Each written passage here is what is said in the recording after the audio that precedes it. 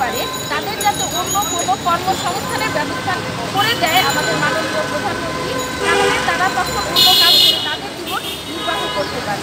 আসলে এই কারণে এখানে দাঁড়ানো। কথাটা ভালো ছিল, আপনি কিছু বলতে চাইছিলেন?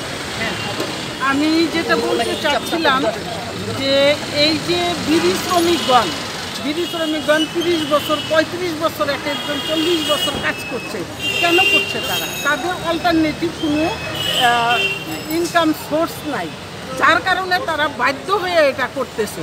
এবং একটা প্রশ্ন আপনি করছিলেন যে বড় লোকেরা খাবে না। হ্যাঁ, সিগারেটের দামও কিন্তু উচ্চ হারে বাড়ানোর একটা প্রস্তাবনা করা হয়েছে। যেমন নিম্ন স্তরের সিগারেট 45 টাকা থেকে 60 টাকা, এটা আমরা একটা প্রস্তাব করেছি যে এটা বাড়ালে করটা বেড়ে যাবে আপনার 65%। আর বিড়ির উপরে ওই রকম কর বাড়িয়ে বিড়ির, আপনারা জানেন বিড়ি ফ্যাক্টরিগুলা বা বিড়ি কোম্পানিতে যারা মালিক আছেন তারা কিন্তু খুব একটা কর দেন না সরকারকে, সিগারেট কোম্পানিগুলোই বেশি দেয়।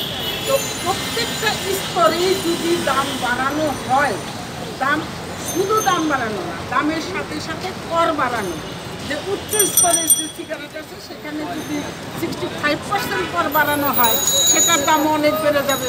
তারা হয়তো মধ্যম স্তরে নেমে আসবে, মধ্যম স্তরেও ওই রকম কর বাড়াতে হবে 65%।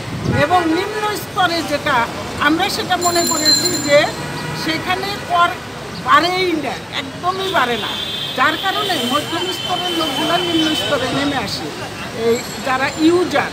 তো ওই স্তরেও এবার বলা হয়েছে যে 63% কর বাড়াতে হবে। 63% যদি বাড়ানো হয় তাহলে এই যে নিম্ন স্তরের যারা, তারা এই খাওয়া থেকে বিরত থাকবে। এবং যেটা আমরা বলি, সবসময় সবাই বলে মাদক একটা বিষয়, মাদকের গেট ওয়ে হলো স্মোকিং। এইটা দিয়ে স্কুলের 6-7-এর ছেলেমেয়েরা শুরু করে তারা আস্তে আস্তে বড় মাদকের দিকে চলে যায়।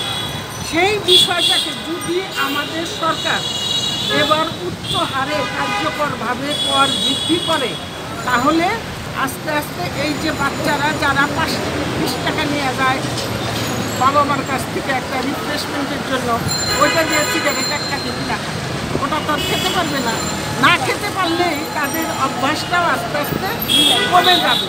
আর শ্রমিকদের যে স্বাস্থ্য ক্ষতিটা হচ্ছে আপনারা জানেন, সবই খোলা জায়গায় এরা বিড়ি বানায়, নিজেদের বাড়িতে নিয়ে আসে, এসে বাচ্চা কাচ্চা সবাই সহ এই বিড়ি প্র্যাকটিসটা করে বা তৈরি করে, খোলা বানায়, মশলা ভরে, সবই তো ঘরের ভিতরে। এতে করে এদের প্রত্যেকটা বিড়ি ওয়ার্কারের কিছু না কিছু অসুখ বিসুখ আছে, শ্বাসকষ্টটা তো কমন। তো সেই জন্য এরা গত বছরে আসছে, প্রতি বছরই এরা এসে সরকারের কাছে দাবি জানায় যাতে উচ্চ হারে করটা বৃদ্ধি হয় এবং তাদের খাওয়াটা কমে যায়। 100 টাকা বন্ধ করতে হবে।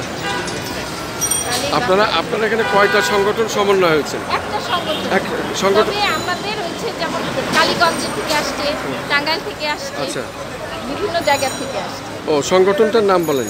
Dot development organisation of the rural. এটার আপনি কি একটু যদি বলতেন? এখানে আমি প্রজেক্ট কোঅর্ডিনেটর হিসেবে কাজ করি। কি নাম আপনার? সিলভানা ইস্টার। ধন্যবাদ। আমাদের চ্যানেলগুলির পক্ষ থেকে আপনাকে অনেক অনেক ধন্যবাদ জাতীয় প্রেস ক্লাবের সামনে এই মানববন্ধন করার জন্য।